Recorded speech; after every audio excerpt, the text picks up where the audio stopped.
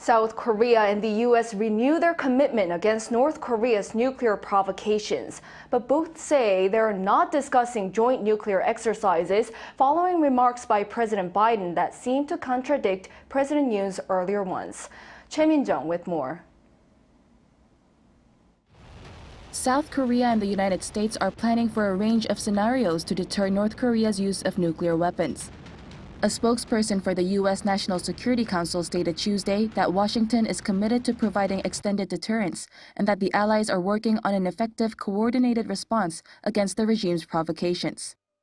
The statement came after President Joe Biden said the U.S. is not discussing joint nuclear exercises with South Korea.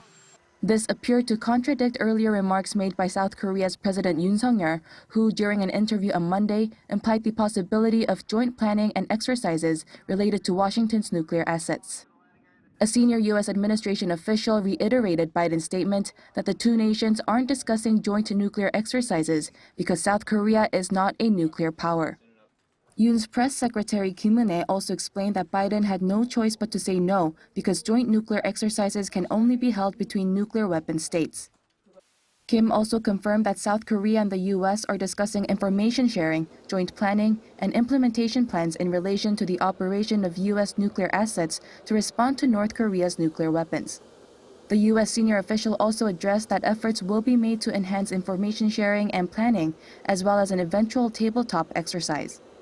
After meeting in Cambodia in November, both Yoon and Biden have asked their teams to find ways to address North Korea's recent provocations, which have caused increasing concerns. Choi Min-jung, Arirang News.